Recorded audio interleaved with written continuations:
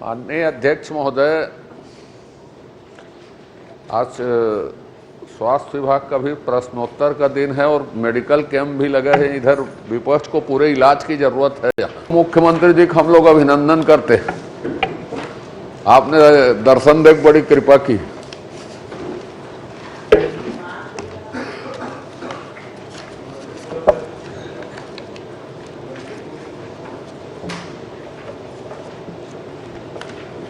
अध्यक्ष, आप पूरा मंत्रिमंडल देखिए, पूरा ट्रेजरी बेंच रोज खाली रहते हैं और आप मुझे टिप्पणी कर रहे हैं। इधर देख लीजिए, पूरा खाली है। मैंने टिप्पणी कहा कि मैं तो आपको दर्शन दिए, इसलिए धन्यवाद दिया। मैं हमेशा आपको दर्शन दे दिया। पूरा 15वें दिन नहीं हो रहा, कर देख लीजिए। प्रश्नकाल श्री बालेश्वर साहू। माननीय अध्यक्ष महोदय जी, स्वास्थ्य मंत्री जी से मेरा सवाल है, स्वास्थ्य मंत्री जी से कि हॉस्पिटल में जो दवाई की खरीदी होता है उसमें कोटेशन और निविदा के माध्यम से खरीदी करना है, निविदा निकालना है। तो माननीय मंत्री जी बताएं कि 2021-22 में 31 दिसंबर 2023 तक शक्ति जिले के संचालित अस्पतालों के लिए दवाई क्रय हेतु शासन द्वारा किन किन राशि का भुगतान किया गया है, वर्षवार जानकारी दें। दवाई क्रय में कोटेशन के आधार से खरीदी की गई है, क्या ये नियम में है?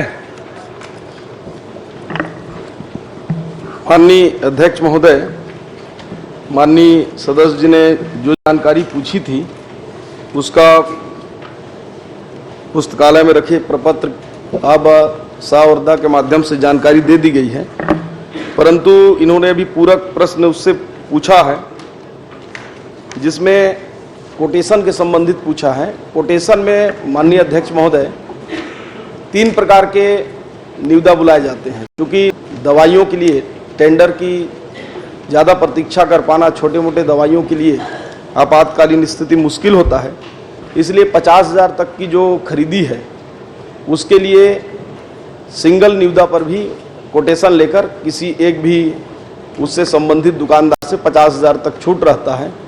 और 3 लाख तक की अगर खरीदी करना है तो उसके लिए 3 फर्म के या दुकान से कोटेशन मंगाकर जो न्यूनतम हो उसको दे सकते हैं, और 3 लाख से ऊपर तक के लिए निविदा बुलाते हैं।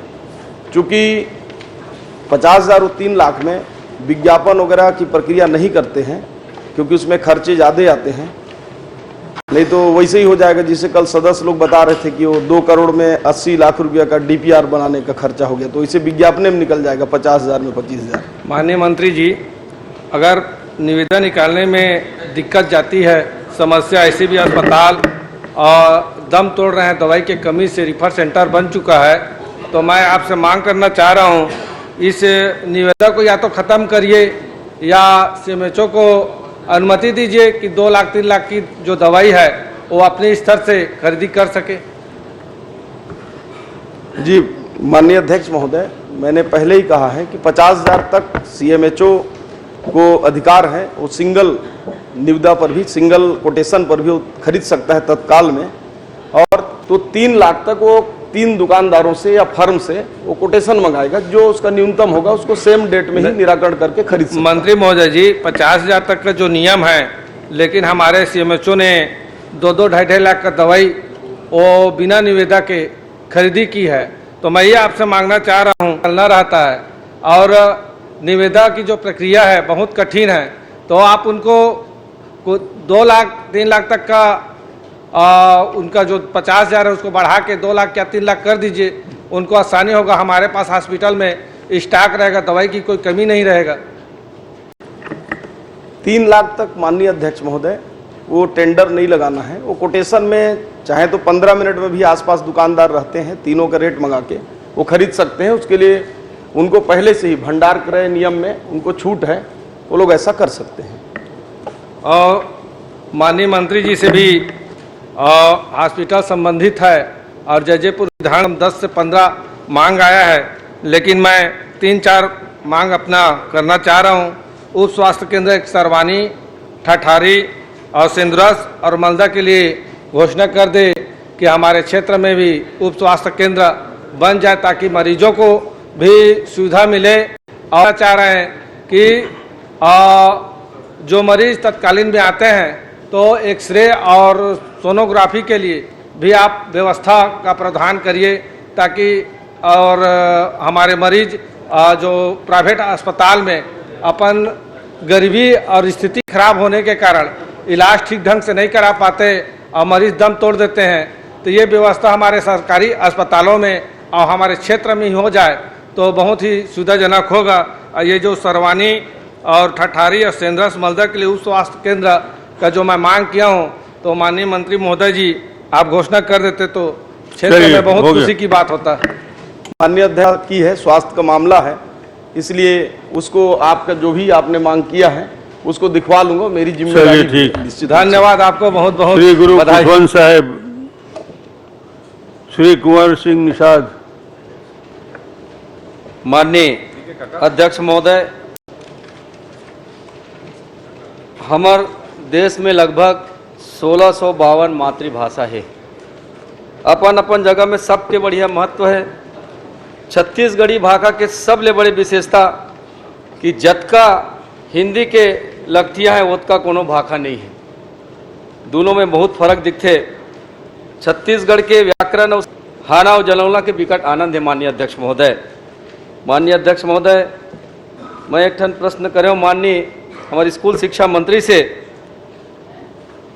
कि छत्तीसगढ़ में छत्तीसगढ़ी भाषा ला राजभाषा के दर्जा देवर 2007 में 8वीं अनुसूची सूची में शामिल करे पर यहाँ ले प्रस्ताव भेजे गए हैं,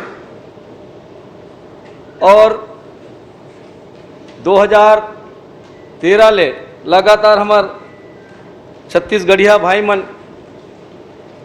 छत्तीसगढ़ी में पढ़ाई करे थे, लगभग 11 साल हो गए हैं।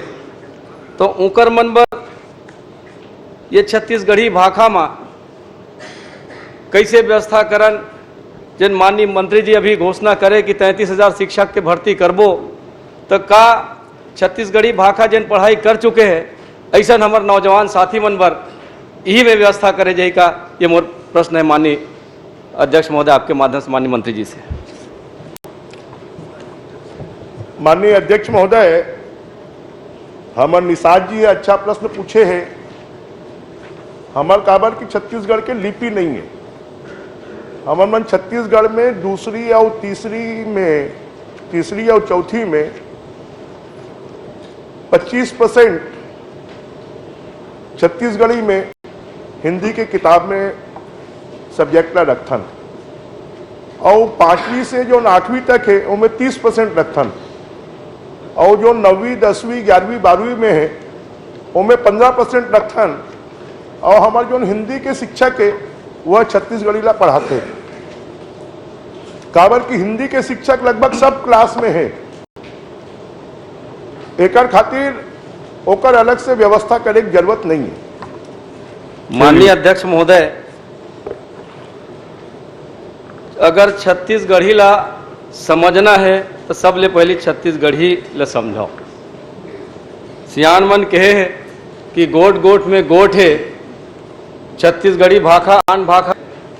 आपसे निवेदन करना चाहूँ माननीय अध्यक्ष महोदय आपके माध्यम से कि पूरा देश में हर राज्य में अपन अपन बोली के हिसाब से पढ़ाई होते।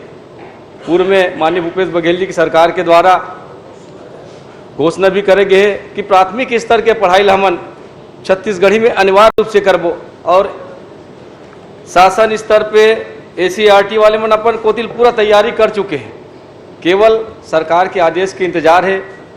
आपसे निवेदन चाहूँ यदि आदेश हो जाए तो जिन सैकड़ों लड़का मन आज नौकरी के बाद जोहत है छत्तीसगढ़ी पढ़ाई जिन मन पूरा कर लेती का नंबर एक ठन रद्दा खोल जाती। माननीय मंत्री महोदय, माननीय अध्यक्ष महोदय, माननीय कुंवर सिंह निषाद तो खाली छत्तीसगढ़ी के बात कर रहे थे। हमन मन तो तैयारी कर रहे थे कि सरगुजिया, हल्बी, सादरी, गोड़ी, भतरी एमे भी लोकल भाषा में अपन घर के भाषा में बच्चा मन ला पढ़ाया जाए और एकर खातिर भी हमन मन किताब ला तैयार करवाए हैं। और आने वाला समय में हमार कोशिश है कि हमारे यहाँ जो एमए हिंदी के जो छात्र मन है ओकर संख्या बहुत कम है, मुश्किल से पूरा प्रदेश में 200-300 हो ही 350-400 का। तो ओकर भी एडजस्ट करे बर वो मन ला भर्ती में शामिल करे बर हमन मन ये साल के नियम में परिवर्तन चिंता हो रही है। 5 साल में राजभाषा आयोग छत्तीसगढ़ी का अध्यक्ष नहीं बना पाई थी सरकार। मैं अभी राजभाषा में नहीं जाता अनुज भाई, मैं अभी जाता। चिंता है बात है कि हमारे दिन छत्तीसगढ़ी बोली के माननीय मंत्री जी की मैं बात से सहमत हूँ कि हमारे राज्य में अलग अलग प्रकार के बोली बोले जाते क्षेत्र के हिसाब से। बानी हमर भाषा सुने में मीठ और पढ़े लिखे में लागे निक। निश्चित ही छत्तीसगढ़िया जिन बोली है चातराज दुर्ग संभाग देखा, रायपुर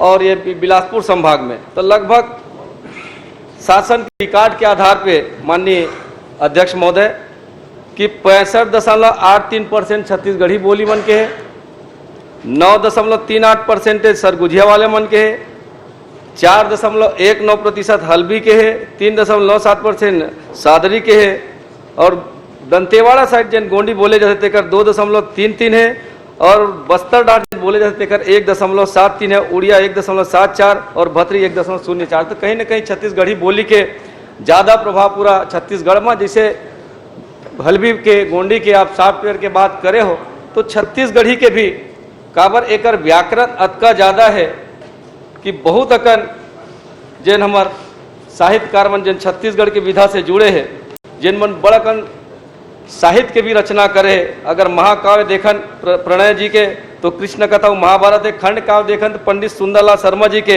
दान लीला, शहीद वीर नारायण सिंह गोविंद विट्ठल के, और साथ ही यदि कहानी देखन तो पालेश्वर शर्मा जी के सुसगझन कररी सुरता के और डोकरी के कहनी और केयूर भूषण के मोगरा जी के हीरो के कहनी, केयूर भूषण के कुल के मर्जाद।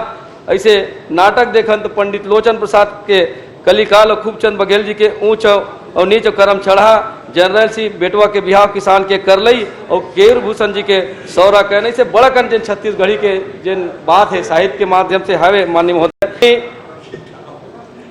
कोई प्रश्न है? जी जी जी, गुरु घासीदास बाबा जी के जन एक बात कि मन के एक समान के भी प्रवाह छत्तीसगढ़ के बात। कोई प्रश्न कुछ है क्या? मैं वही चाहता हूँ आदरणीय, आप तो पूरा किस्सा कहानी 10 मिनट। जी जी, मैं वही चाहता हूँ प्रश्न कि करिए जब ना। आपका हमारा साहित्य कला समृद्ध है तो चिंता ये बात के कि ये साल में माननीय मंत्री जी से चाहूँ कि कम से कम प्राथमिक स्तर में छत्तीसगढ़ी भाषा के पढ़ाई ला चालू कर देवे, चलिए ताकि हमारे लड़का मन मंत्री जी बढ़िया व्यवस्थित बन जाए। माननीय अध्यक्ष महोदय, 24-25 साल की हमारी विधानसभा हो रही है, मेरे ख्याल से अब तक का सबसे लंबा प्रश्न करने का यह रिकॉर्ड हो, उसने आज तक नहीं किया होगा।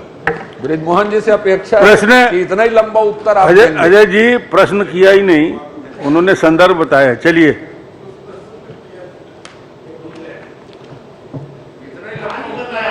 माननीय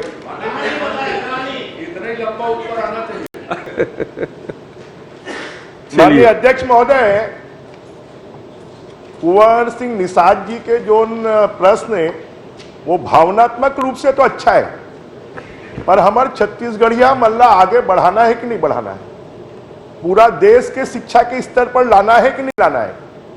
चलो छत्तीसगढ़ी कहते हैं कि रहीस तो तुम्हारे बैठे हैं पूर्व मुख्यमंत्री जी है, ये आत्मानंद स्कूल छत्तीसगढ़ी आत्मानंद स्कूल काबर नहीं खोलिस, अंग्रेजी के काबर खोलिस, जरा एक जवाब दे दे। आखिर जरूरत क्या चीज के है हमला? भावना अलग चीज है और छत्तीसगढ़ के बच्चा मन के भविष्य ला बनाना, उन्हें आगे बढ़ाना, राष्ट्रीय स्तर के कंपटीशन में शामिल होना, ये एक अलग चीज है। तो भावना से मैं भी सहमत हूं, परंतु आज के समय पे अगर हमला अंतरराष्ट्रीय राष्ट्रीय स्तर पर कंपटीशन में शामिल होना है तो जो ने देश के जरूरत है ओकर हमला शिक्षा दे बर पड़ी। चलिए और मैं अध्यक्ष महोदय, माननीय अध्यक्ष महोदय, माननीय कुंवर सिंह निगड़ी छत्तीसगढ़ी करे हो, कुछ नहीं करे हो, पहली बार में निर्णय ले हो जो 33,000 शिक्षक के हमन मन भर्ती करत हन, जो मन एमए हिंदी करे है ओकर मन के भी भर्ती में करे जाही, ये पहली बार हमन मन निर्णय करे हैं। मैं छत्तीसगढ़ी के बात करत हूँ माननीय अध्यक्ष महोदय, छत्तीसगढ़ी के बात करत हूँ। इनमें भावना के बात नहीं है, छत्तीसगढ़िया मन के बोली के सम्मान के बात है।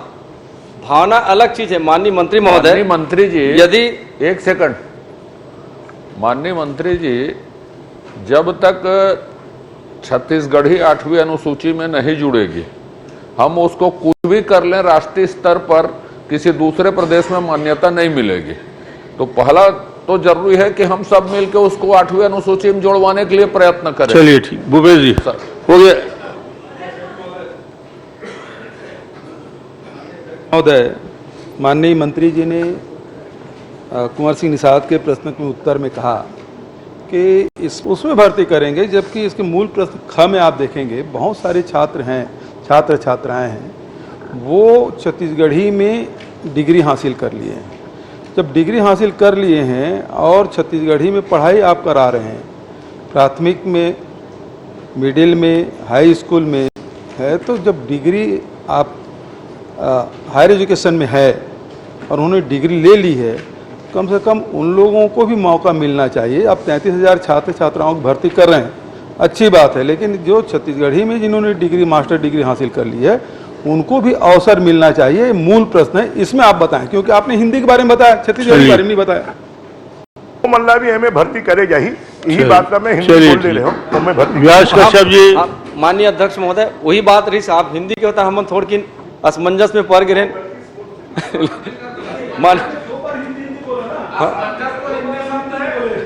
नहीं तो हम पढ़ के रहे ना सुन तो एक मिनट, छत्तीसगढ़ी अजय जी आप सीधा मत बात करें। माननीय अध्यक्ष जी, मैं जब कुंवर सिंह निषाद छत्तीसगढ़ी में प्रश्न कर रहे थे तो वो हिंदी सब्जेक्ट में जिन्होंने डिग्री हासिल की, वो 2 बार जब बोले तो फिर मैंने हिंदी में प्रश्न करना शुरू किया, तब बताया कि छत्तीसगढ़ी में जिन्होंने डिग्री ली है उसको मौका मिलेगा। धन्यवाद। व्यास कश्यप जी। माननीय अध्यक्ष महोदय, आज मेरा जो प्रश्न था, प्रश्न के उत्तर माननीय मंत्री महोदय ने दिया है।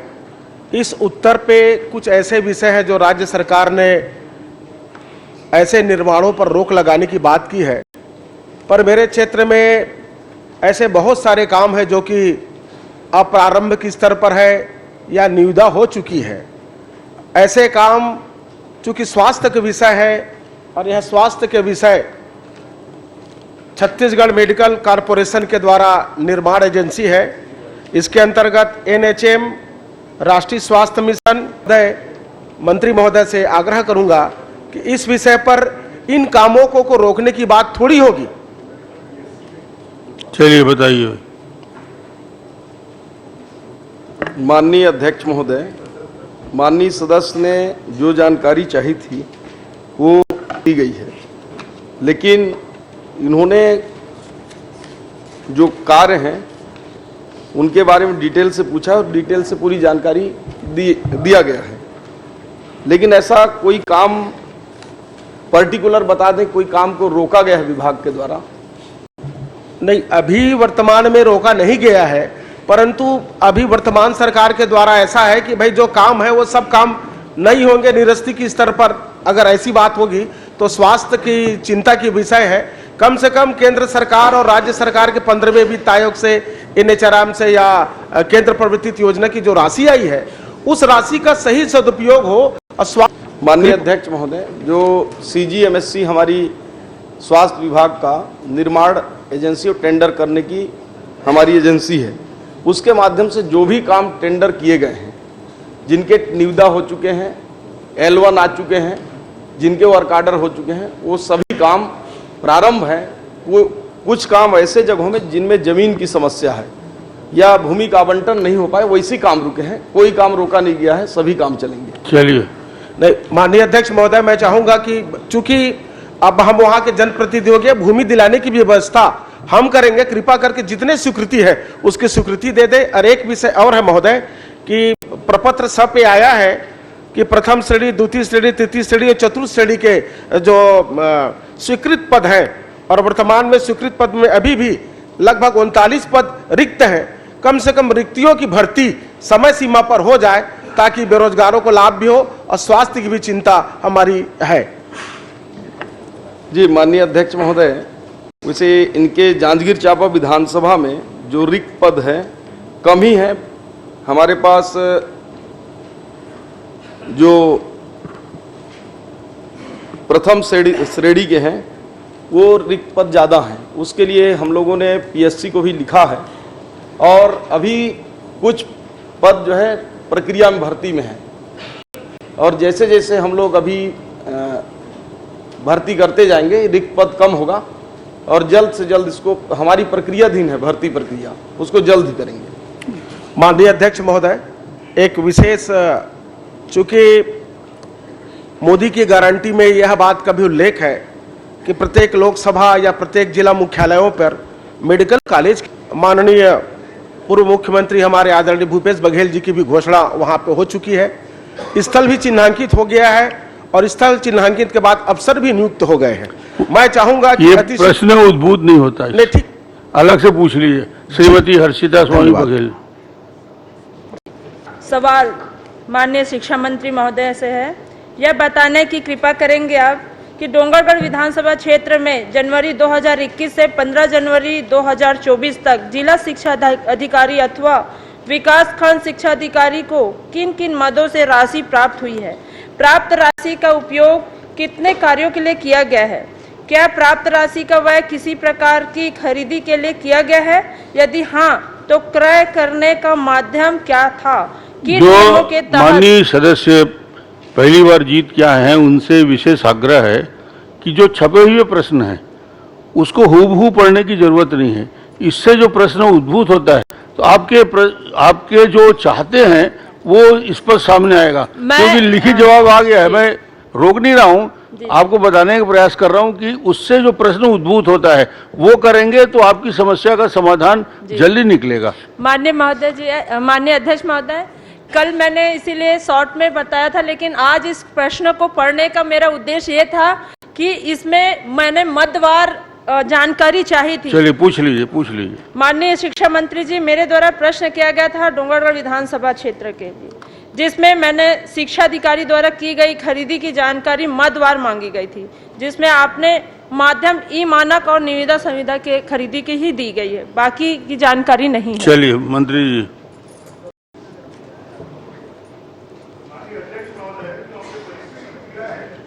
उस परिशिष्ट में इसकी जानकारी दी है।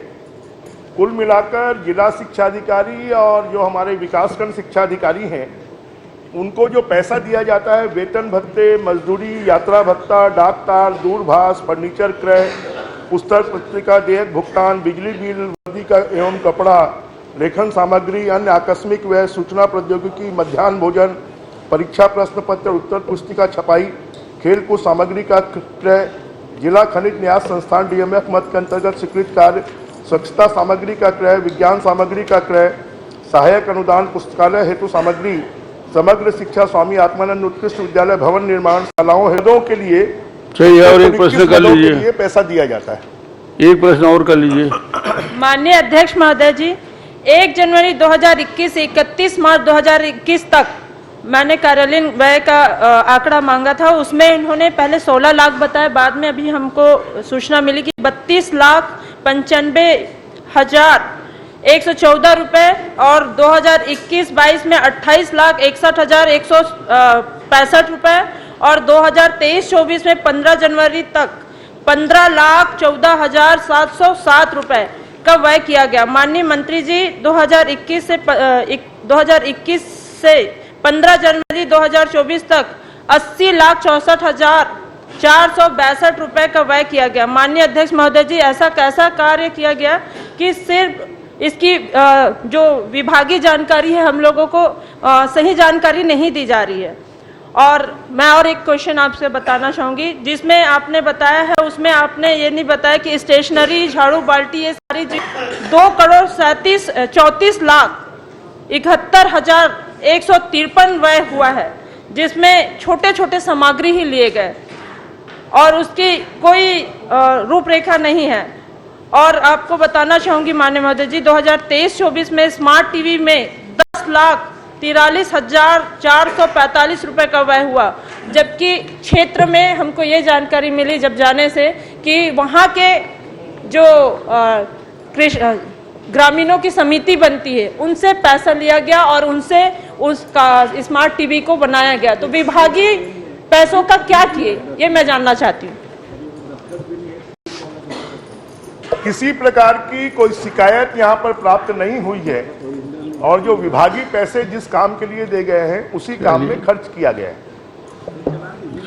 बताना चाहूंगी डोंगरगढ़ विधानसभा के लगभग गलत है 15 से 16 गांव ऐसे हैं जहां से मेरे पास शिकायत आया था स्मार्ट टीवी को लेके और ये स्टेशनरी, झाड़ू बाल्टी, ये सारी सुविधाओं को लेके, जिसमें अभी तक के कोई भी व्यय विभागीय तौर पे नहीं मिला है।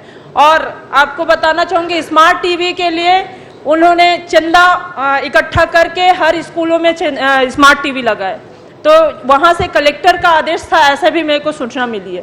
तो आप बताना चाहेंगे विभाग ऐसी गलती क्यों कर रहे हैं? और मैं तो आपसे ये भी निवेदन करना चाहूंगी कि विभाग की इस गलतियों को छुपाने के बजाय हमको सरकार आपकी रहे से हमारी रहे, इसको अच्छे व्यवस्थित तौर पे इसकी जानकारी दें। माननीय अध्यक्ष महोदय, मैं हर्षिता जी को इस बात का कि अगर आपके पास में कोई शिकायतें हैं तो दे दीजिए।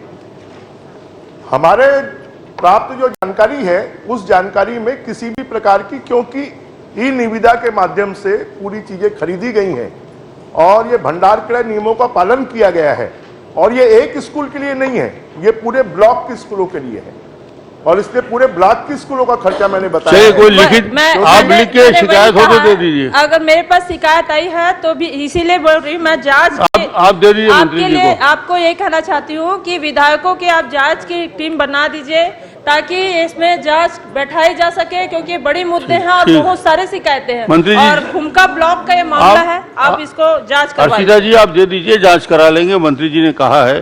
श्री इंद्र कुमार साहू। माननीय अध्यक्ष महोदय जी, मैं आपके जो मंत्री जी है उत्तर दे है ये में ग्रामवार स्वीकृत पद के साथ साथ रिक्त पद के जानकारी मांगे रहे हूँ, मगर ये में परिशिष्ट 3 में ग्रामवार जो जानकारी दे गए है वो में केवल कार्यरत पद की जानकारी है। वो गांव में कतका पद रिक्त है कर जानकारी परिशिष्ट में दर्ज नहीं है। तो क्या मैं मंत्री जी से जानना चाहता हूँ कि ग्रामवार जानकारी दी। माननीय अध्यक्ष महोदय, माननीय सदस्य ने अपने प्रश्न में केवल जो स्वीकृत पद हैं उनकी जानकारी इन्होंने मांगी है। यदि रिक्त पद की पूरे स्थानवार जानकारी आपको चाहिए तो मैं अलग से आपको उपलब्ध करा दूंगा।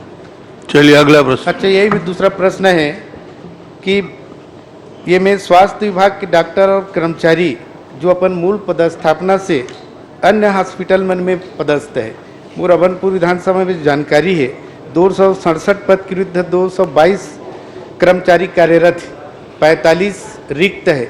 ऊपर अतिरिक्त करीब 27 व्यक्ति आज भी हॉस्पिटल वन से दूसरा हॉस्पिटल में कार्यरत है। तो क्या ये में संलग्नीकरण के कोई नियम है? इला बताए कि कृपा करें।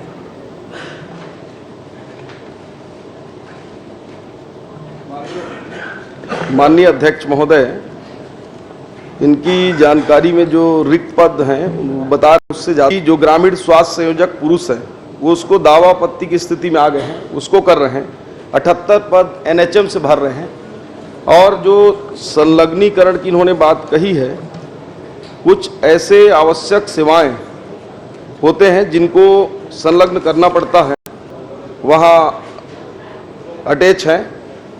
उसी प्रकार से ग्रामीण चिकित्सा सहायक माना एयरपोर्ट में है, शहरी प्राथमिक स्वास्थ्य केंद्र काशी नगर में है, शहरी प्राथमिक स्वास्थ्य केंद्र मठपुरैना रायपुर में है और पंडित जवाहरलाल नेहरू स्मृति मेडिकल कॉलेज में एक कर्मचारी उसमें अटैच हैं। इस प्रकार से ये 5 कर्मचारी मेरी जानकारी में अटैच हैं। माननीय अध्यक्ष महोदय जी, मैं मंत्री जी से जानना चाहता हूं कि मोर नया पारा सामुदायिक स्वास्थ्य केंद्र जो नगर पालिका है, वहां 3 डॉक्टर अभी भी 2015 से 18 से 3 डॉक्टर अनुपस्थित है और ये में करीब 4 कर्मचारी अभी भी दूसरा जगह संलग्न है और सामुदायिक स्वास्थ्य केंद्र में डॉक्टर के अभाव के कारण वहाँ बहुत तकलीफ है। इनकी समस्या ये है कि संलग्नीकरण की वजह से हाँ। चिकित्सक जो दूसरे स्थान पे संलग्न हैं, क्या उनको मूल स्थान में भेजेंगे? यही चाहते हैं ना आप? जी। आप बता दीजिए इसमें। माननीय अध्यक्ष महोदय, मैं जिस दिन पदभार संभाला उसके पहले ही दिन मैंने विभाग को निर्देश दिया है कि सभी संलग्नीकरण समाप्त कर दिए जाए। चलिए, आपका काम हो जाएगा। और हमने इसके बहुत कड़ाई से पालन करने हेतु पूरे प्रदेश बस में यही निर्देश प्रश्न है उनका। श्री रिकेश सेन के स्थान में श्री अनुज शर्मा।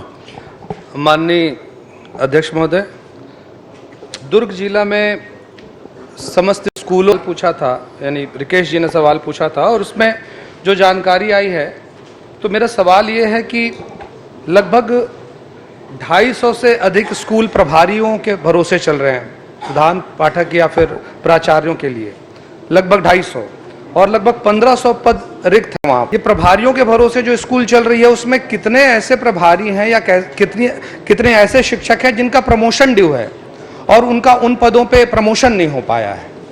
ऐसे कितने शिक्षक हैं जिनका प्रमोशन अभी ड्यू है? चलिए। माननीय अध्यक्ष महोदय, ये प्रभारियों की व्यवस्था कोई अभी 2 महीने में नहीं हुई है। स्वाभाविक रूप से जो सीनियर व्याख्याता होते हैं, उन सीनियर व्याख्याताओं को प्राचार्य का प्रभार दिया जाता है जो उसी स्कूल में रहते हैं, और प्रमोशन की कार्रवाई भी कई सालों से नहीं हुई है। मैंने के अंदर हमारी ये कोशिश होगी कि हम प्रमोशन से जितने ज़्यादा से ज़्यादा किए जा सकते हैं उनको प्रमोशन करें, जितने नए भर्तियों के माध्यम से भरे जा सकते हैं उनको। आप सक्षम मंत्री हैं, 1 साल की बात क्यों कर रहे हैं? आप बोलिए 6 महीने के अंदर इस सारे पदों को भरा जाएगा। नहीं माननीय, क्योंकि में नहीं हुई है। स्वाभाविक रूप से जो सीनियर व्याख्याता होते हैं, उन सीनियर व्याख्याताओं को प्राचार्य का प्रभार दिया जाता है जो उसी स्कूल में रहते हैं, और प्रमोशन की कार्रवाई भी कई सालों से नहीं हुई है। मैंने परसों ही अपने बजट भाषण में इस बात को कहा है कि 1 साल के अंदर हमारी ये कोशिश होगी कि हम प्रमोशन से जितने ज़्यादा से ज़्यादा किए जा सकते हैं उनको प्रमोशन करें, जितने नए भर्तियों के माध्यम से भरे जा सकते हैं। आप सक्षम मंत्री हैं, 1 साल की बात क्यों कर रहे हैं? आप बोलिए 6 महीने के अंदर इस सारे पदों को भरा जाएगा। नहीं माननीय, क्योंकि वर्षों से पेंडिंग है, नहीं माननीय, इसको आगे बढ़ाना जरूरी हो गया है। माननीय अध्यक्ष महोदय, आपका आदेश शिरोधार्य है, परंतु मैं आपको बताऊं, लगभग 2.5 लाख हमारे पास में शिक्षक हैं, और जो अलग अलग स्तर के शिक्षक हैं। बहुत से शिक्षकों की तो लगभग 50,000 से ज्यादा ऐसे शिक्षक हैं जिनकी सीआरई हमको नहीं मिल रही है, और इसलिए ये कठिनाई है। परंतु हमारी ये कोशिश है कि हम इसको जितनी जल्दी हो सके, आपने निर्देश दिया 6 महीने का, धन्यवाद। 6 महीने के अंदर हम प्रमोशन और कोई की जितनी कार्रवाई है उसको पूरा करें। चलिए। माननीय अध्यक्ष जी, मुझे वो मैं चाहूंगा माननीय मंत्री जी वो सूची कम से कम उपलब्ध करा दें कि कितने लोगों का प्रमोशन ड्यू है। दूसरी चीज ये थी माननीय मंत्री जी कि इसकी वैकल्पिक व्यवस्था क्या हो सकती, क्योंकि बहुत चिंता का विषय है कि अगर 1500 शिक्षकों का अभाव है एक ही जिले में, तो जब तक ये 1500 पद खाली है, कहीं ना कहीं बच्चों की शिक्षा प्रभावित होगी। तो इसके लिए क्या वैकल्पिक व्यवस्था की जा रही है विभाग के द्वारा, कृपया मंत्री जी अवगत कराएंगे। माननीय अध्यक्ष महोदय, अगर पिछले 5 सालों में, मेरे पास पूरे प्रदेश के भी आंकड़े हैं कि पिछले 5 सालों में भर्तियों की प्रक्रिया को पेंडिंग में डाल दिया गया। अभी भी पिछले 5 सालों में जो भर्ती की गई उसमें से 4000 से ज्यादा शिक्षकों को अपॉइंटमेंट नहीं दिया गया। हम उनको अपॉइंटमेंट दे रहे हैं, और वैकल्पिक व्यवस्था हम कर रहे हैं कि वहां पर अतिथि शिक्षक के माध्यम से और शिक्षा मित्र के माध्यम से वहां पर बच्चों की पढ़ाई को किसी भी प्रकार से कोई दिक्कत नहीं हो। और हम जल्द से जल्द, शायद प्रदेश का सबसे बड़ा भर्ती का मामला है कि हम 33,000 शिक्षकों की भर्ती करने जा रहे हैं, और उसकी प्रक्रिया हमने प्रारंभ कर दी है। चलिए।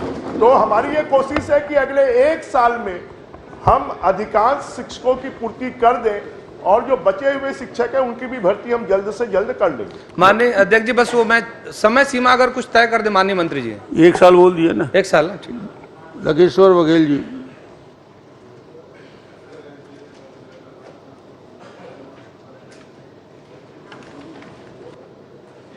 अध्यक्ष महोदय, आपके माध्यम से मंत्री जी से शासकीय अर्धशासकीय प्राथमिक माध्यमिक शालाओं के मध्याह्न भोजन से संबंधित क्वेश्चन किया था, उनका उत्तर आ गया है। और मैं मंत्री जी से जानना चाहूँगा कि इस सितंबर तक की 2024 तक की राशि कब भुगतान होगी?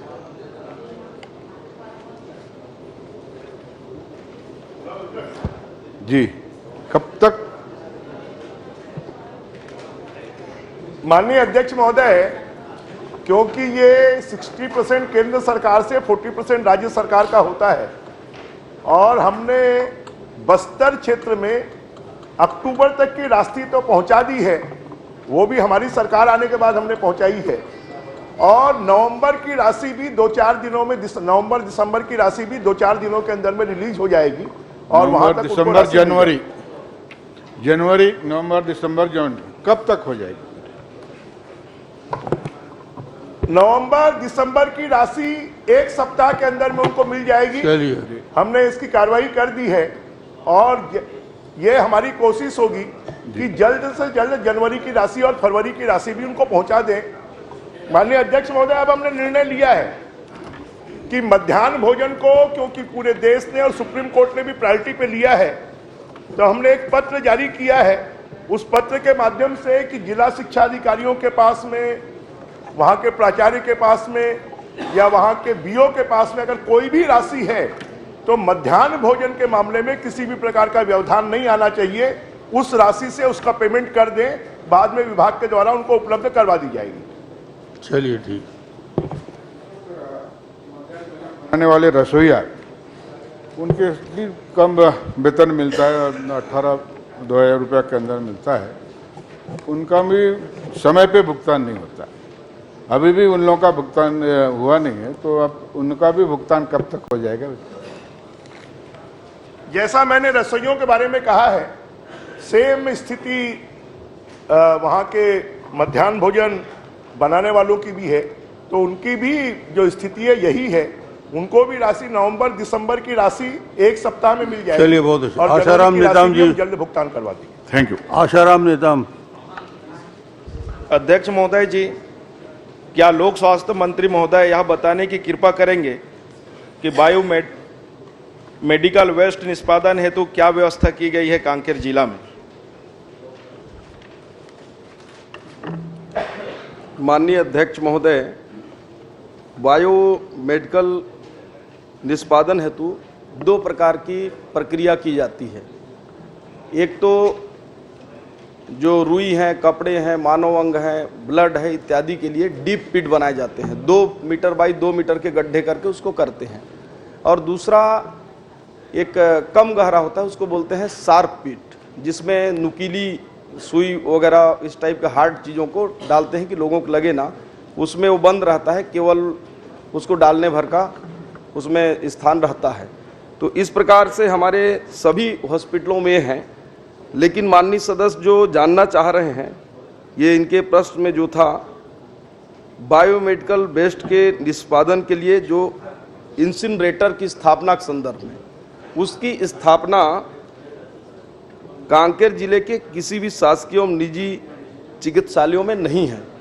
उसके लिए एनजीटी के द्वारा खुद ही ये लगाए जाते हैं। और अभी कोंडा गांव में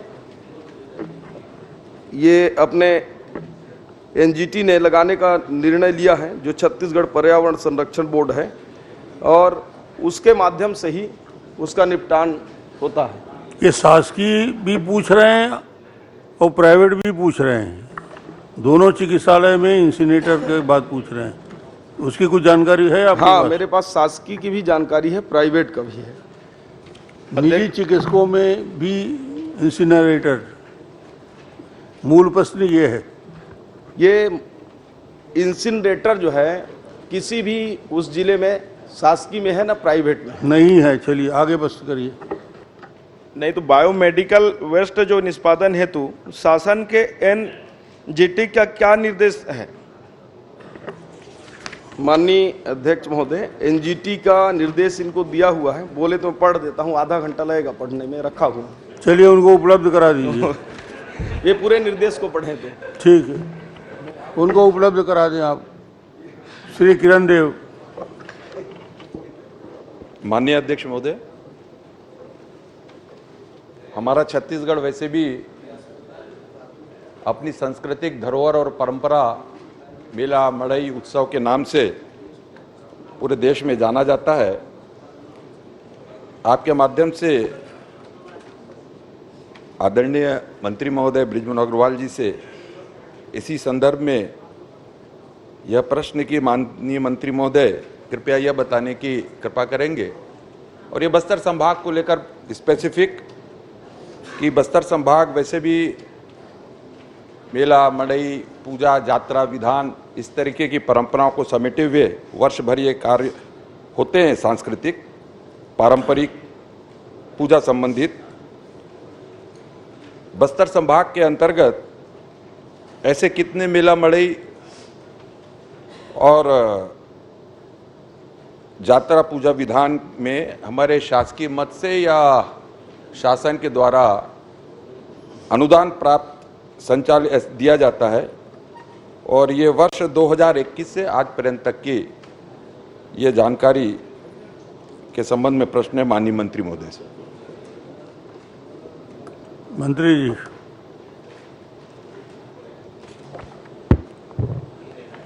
माननीय अध्यक्ष महोदय, निश्चित रूप से माननीय सदस्य किरण देव जी जिस बात को कह रहे हैं, हमारी बस्तर की संस्कृति, हमारी आदिवासी संस्कृति और मेला पर्व, इसके माध्यम से लोगों का जीवन जीवंत होता है और उसके माध्यम से उल्लासमय वातावरण में पूरे बस्तर के हमारे आदिवासी पर्व मनाते हैं। और मैं आपको बताऊं कि जब आप मुख्यमंत्री थे तभी हमने पहली बार इन सब उत्सवों के लिए पैसा देने शुरू किए। पहले तो इन उत्सवों को कोई पैसा मिलता ही नहीं था।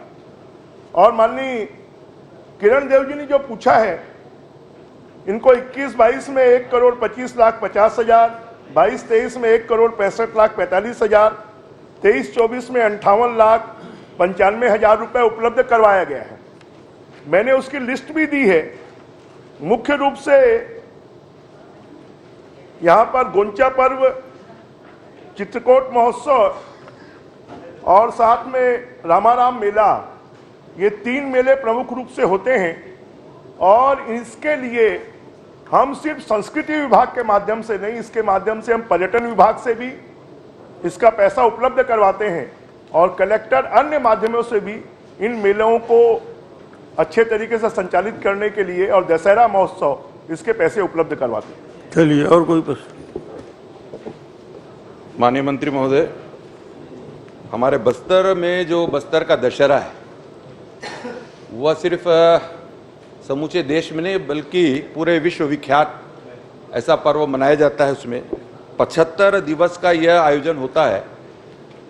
साथ ही हमारा जो गोंचा पर्व है, ऐसे अन्य समय के साथ साथ और संसाधनों को और व्यय का जो अंतर हो निरंतर बढ़ रहा है। माननीय मंत्री महोदय से आपके माध्यम से मैं निवेदन भी करना चाहता हूं और प्रश्न में भी समाहित है कि क्या, क्योंकि यह माह के बाद ही लगातार हमारे बस्तर संभाग के मेला मड़ई उत्सव के त्योहार और सब प्रारंभ हो जाते हैं, तो थोड़ी सी व्यवस्थित रूप से सारी ये कार्यक्रम, कार्य योजना, पूजा विधान व्यवस्थित रूप से संचालित हो सके, इसके लिए क्या और अधिक राशि अनुदान के रूप में प्रदत्त कर सकते हैं? चलिए। माननीय अध्यक्ष महोदय, निश्चित रूप से जो बस्तर का दशहरा है वो अनूठा दशहरा है। वो दशहरे में मां दंतेश्वरी माई की पूजा के साथ में उनका रथ निकलता है और पूरे विश्व के लोग बस्तर के दशहरे को देखने के लिए आते हैं। अभी तक हम बस्तर दशहरे के लिए संस्कृति विभाग से 10 लाख रुपए और धर्मस्व विभाग से 25 लाख रुपए, इस प्रकार 35 लाख रुपए देते थे। माननीय सदस्य की चिंता को जायज मानते हुए कि अब आने वाले समय पर पर्यटन, धर्मस्व और संस्कृति तीनों विभागों से मिलाकर हम बस्तर दशहरे के लिए 50 लाख रुपए हर वर्ष देंगे। साथ में रामाराम मेला है, उस रामाराम मेले के लिए हम प्रतिवर्ष 10 लाख रुपए देते हैं। पर्यटन और संस्कृति विभाग दोनों के माध्यम से हम इसको भी अब हर वर्ष बढ़ाकर 15 लाख रुपए देंगे। और गोंचा पर्व के लिए 3 लाख रुपए दिया जाता है, उसको भी हम बढ़ाकर 5 लाख रुपए देंगे। और चित्रकूट महोत्सव के लिए भी 10 लाख रुपए के स्थान पर अब हम 15 लाख रुपए देंगे। बहुत अच्छा। ये सदस्य की चिंता को ठीक, बहुत बहुत धन्यवाद मंत्री। चलिए आप प्रश्न करिए।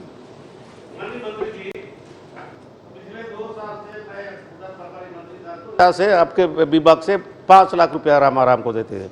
ये बहुत बड़ा मेला होता है अध्यक्ष जी। 5 लाख 10 लाख में नहीं होगा। 10 लाख में तो पंचायत तो हमारे सरकार था तो जतरा बनाने के लिए दिए थे। आजकल महंगाई का जमाना है, पिछले साल का देख लेना कलेक्टर से। उसके पहले भी हम संस्कृति विभाग से अमरजीत भगत के पास था, हम चिट्ठी लिखने से 5 लाख रुपए देते। 5 लाख दे देना रामाराम वाला। रामाराम में हम लोग 3 करोड़ रुपए दे के बढ़ा दिए ना, पद में भी बनाया, अच्छा बनाया जी, बढ़ा दिए ना। वो 10-15 ही दिया सर। 15 में क्या होता है आजकल? एक बोकरा भी नहीं होता है, वहां तो 20-20 बोकरा पूछते हैं। हाँ, महंगा हो गया साहब, उसमें 5 लाख कर देना। नहीं, 15,000 कर दिए ना। 15 लाख दिए ना। 15 लाख हो गए। बोकरा 15,000 में आता है। क्या दादी सुबह से मत कर दीजिएगा। 15 लाख में कितना बोकरा आएगा, हिसाब लगा लो। दादी आज सुबह से हो गया क्या? सुबह से ही दादी आज रोहित साहू। माननीय अध्यक्ष महोदय, मेरा दादी का होता तब है जब वो धमतरी रूपते हैं तब। हाँ, माननीय अध्यक्ष महोदय, मेरा प्रश्न हम सबके जीवन से जुड़े बहुत ही महत्वपूर्ण विभाग का है। मैं राज्य विधानसभा के स्वास्थ्य विभाग के रिक्त पदों की कितने कार्यरत है, कितने रिक्त हैं, कितने स्वीकृत है, उस पद की जानकारी चाहिए गई थी, जिसमें मैं माननीय महोदय से जानकारी चाहूँगा कि मेरे गरियाबंद जिले के सामुदायिक स्वास्थ्य केंद्र, माध्यमिक स्वास्थ्य केंद्र, उप स्वास्थ्य केंद्र में कितने पद स्वीकृत हैं और कितने रिक्त हैं, उसकी जानकारी चाहूँगा माननीय महोदय। माननीय अध्यक्ष महोदय, राजिम विधानसभा के अंतर्गत प्राथमिक स्वास्थ्य केंद्र में स्वीकृत चिकित्सा अधिकारी के 8 पद हैं, उसमें 9 कार्यरत हैं, 1 एक्सेस है, उसमें रिक्त नहीं है। अन्य पैरामेडिकल स्टाफ 83 स्वीकृत है, उसमें 57 कार्यरत हैं, 26 रिक्त है। चतुर्थ श्रेणी के 28 स्वीकृत हैं, 22 कार्यरत हैं, 6 पद रिक्त हैं। उसी प्रकार उप स्वास्थ्य केंद्र में ग्रामीण स्वास्थ्य संयोजक होते हैं माननीय अध्यक्ष महोदय, उसमें महिला और पुरुष होते हैं। कुल पद 160 स्वीकृत हैं, उसमें 63 पुरुष और 66 महिलाएं हैं और उसमें केवल 14 महिला पदों की रिक्त हैं, बाकी पुरुष के पूरे भरे हैं। इसी प्रकार सामुदायिक स्वास्थ्य केंद्रों में माननीय अध्यक्ष महोदय विशेषज्ञ डॉक्टरों की कमी है, उसके चलते 18 स्वीकृत में मात्र हमारे 3 कार्यरत हैं, 15 रिक्त हैं। चिकित्सा अधिकारी 15 में 11 कार्यरत हैं, 4 रिक्त हैं। पैरामेडिकल स्टाफ 86 में 64 कार्यरत हैं, 22 रिक्त हो गया। और चतुर्थ श्रेणी में और कोई प्रश्न हो तो ठीक है। माननीय अध्यक्ष महोदय, मेरे यहाँ जिला हॉस्पिटल जो है रिफर सेंटर बना नहीं, हुआ आप चाहते क्या हो पूछ लो जी। मेरे यहाँ सामुदायिक स्वास्थ्य केंद्रों की जो जानकारी में चाहिए, जो उसमें रिक्त पदों की कार्यरत की जानकारी मिली है, पूरे भगवान भरोसे चल रहे हैं माननीय महोदय। एक भी जितना जो पद जो स्वीकृत हुआ 148 पद स्वीकृत है, जिसमें से 50 पद आज भी रिक्त है, जो आदिवासी क्षेत्र से जुड़ा हुआ मेरा क्षेत्र है और ग्रामीण जनता को वहां जाने से रायपुर रिफर करने के लिए मजबूर हो जाते हैं। चलिए, रिक्त कोई ऐसी पदों को सुविधा कब नहीं तक मिल पा रही भरेंगे? है। माननीय महोदय, मैं निवेदन करूंगा कि मेरे गरियाबंद जिले में आपके माध्यम से अभी बजट में भी बहुत अच्छा प्रावधान किए हैं। मैं चाहूंगा कि रिक्त पदों की भर्ती कब तक चलिए वो जवाब दे जाएगी? रहे हैं। ठीक है। माननीय अध्यक्ष महोदय, रिक्त पदों की भर्ती प्रक्रिया चालू है और माननीय सदस्य को बताना चाहूंगा कि गरियाबंद जिले के जो जिला चिकित्सालय है उसको आदर्श जिला चिकित्सालय में हमने शामिल किया है। चलिए, बहुत आने वाले बढ़िया, समय में धन्यवाद। आपकी विशेष उसमें स्वास्थ्य की हम लोग धन्यवाद दीजिए। जी आदरणीय अध्यक्ष महोदय, आपके माध्यम से माननीय मंत्री जी को, स्वास्थ्य विभाग को, माननीय मंत्री जी को बहुत बहुत धन्यवाद देता हूं। संगीता सिन्हा जी। आदरणीय अध्यक्ष महोदय जी, स्वास्थ्य मंत्री जी से मेरा ये पहला प्रश्न है और मोर सगा घलो खरे, तो मोला उम्मीद है और आशा है कि मोर मांग भी पूरा होई और प्रश्न के उत्तर भी मिली। आदरणीय स्वास्थ्य मंत्री जी, आदरणीय नहीं करेगा अध्यक्ष महोदय जी, तेवन के नहीं करेगा उत्तर जल्दी मिली है। अच्छा करे हंसते हैं, बता दे हंसते तो सगा है। आदरणीय अध्यक्ष सगा महोदय, पर है ना, और कुछ तो नहीं है। नहीं सगा रे।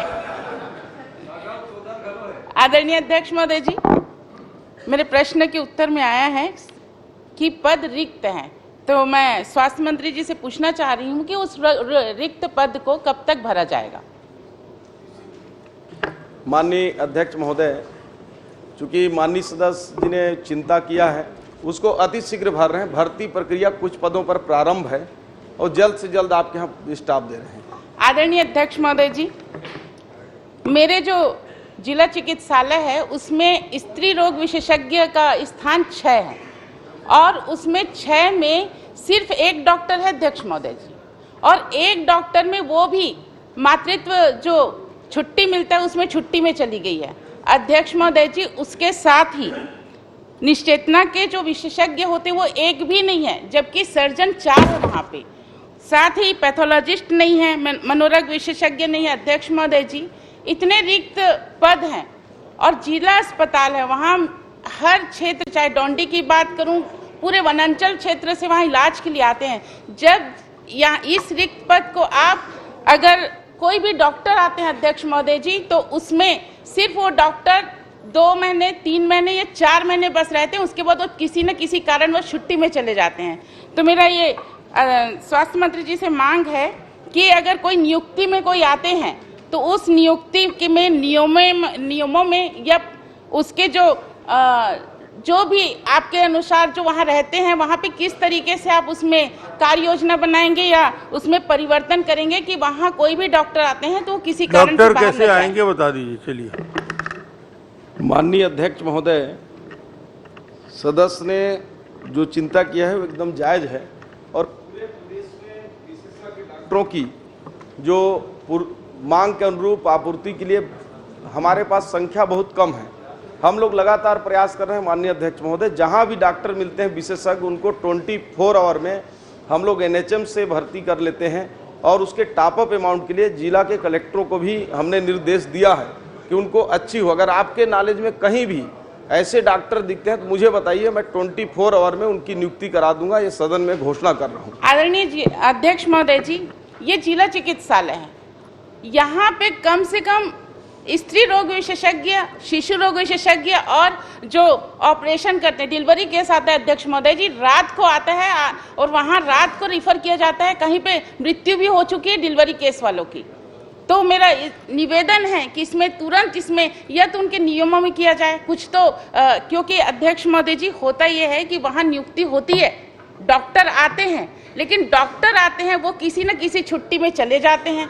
वहाँ पे डॉक्टर की नियुक्ति होती है और ये आज की समस्या नहीं है अध्यक्ष महोदय जी, बरसों की समस्या है। और ये सिर्फ संजारी बालोद की बात नहीं, छत्तीसगढ़ राज्य के हर राज्य की बात कर रही हूँ, जो हर क्षेत्र की बात कर रही हूँ। यहाँ ये है, आते डॉक्टर जरूर हैं, वो आते हैं और अपना प्राइवेट क्लिनिक खोल के वहाँ इलाज करते हैं, लेकिन वो जिला चिकित्सालय में नहीं बैठते। तो उनके लिए कोई नियमों में कुछ परिवर्तन करेंगे कि 2 साल तक कंटिन्यू रहे या 3 साल तक कंटिन्यू रहे। ठीक है। माननीय अध्यक्ष महोदय, हमारे पास अभी अप्रैल महीने में जो PG कंप्लीट करते हैं उसमें बॉन्ड डॉक्टर आ रहे हैं, उसमें आपका जो महिला और निश्चेतना विशेषज्ञ हैं उनकी नियुक्ति हम उसमें कर देंगे। चलिए, बहुत अच्छा। श्रीमती उदयश्वरी पैकरा जी। धन्यवाद अध्यक्ष महोदय जी।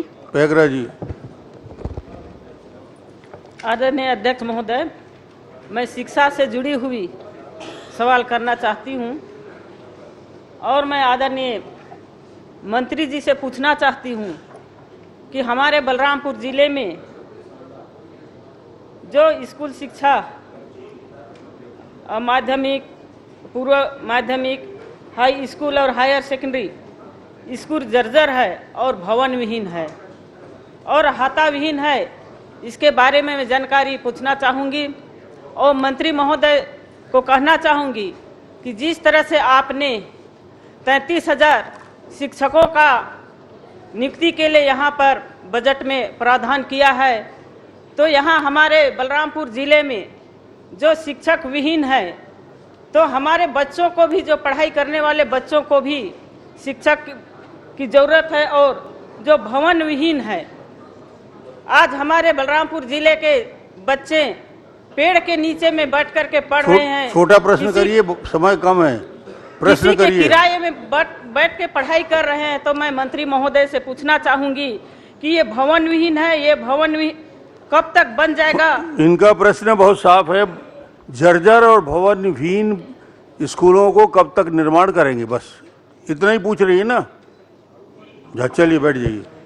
माननीय अध्यक्ष महोदय, हमारी कोशिश होगी कि अगले 5 सालों में हम प्राथमिकता के आधार पर जर्जर और भवन विहीन स्कूलों को हम उनका भवन उपलब्ध करवा दें, ये हमारी कोशिश होगी।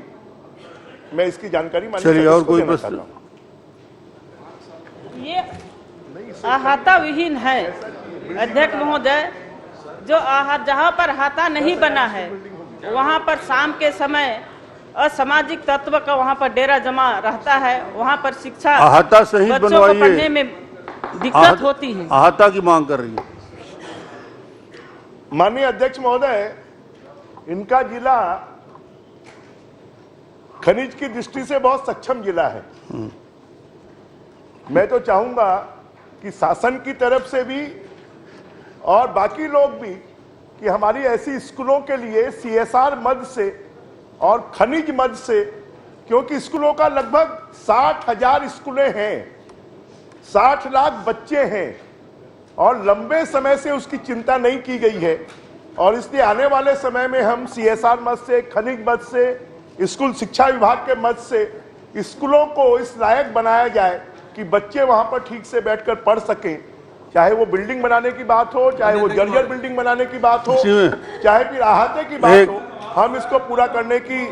प्रदेश की बात मत करें, कम से कम सिद्धेश्वरी जी ने जो पूछा है उसके जिले में उसके विधानसभा कम से कम घोषणा कर दो आप। ऐसा है, हो गया टाइम। हाँ बोल दीजिए। खाली अपने क्षेत्र में सड़क बनवा ली। अरे ठीक है, उसके में कर दो ना भाई। 5 साल का आश्वासन दे रहे हैं, उसके में कर दो कम से कम घोषणा। खाली एक जिले की चिंता नहीं है, पूरे प्रदेश। अरे अभी घोषणा कर दी सिद्धेश्वरी जी का। और इसलिए मैंने कहा है कि अगले 5 सालों में विधानसभा कर दीजिए। अगले वो भी आपके पक्ष के हैं, उसके हाथ कर दो। अगले 5 सालों में हम पूरे स्कूलों की बिल्डिंग बन जाए, उनके अहाता बन जाए और जर्जर स्कूलों की बिल्डिंग की रिपेयर हो जाए। प्रश्नकाल समाप्त।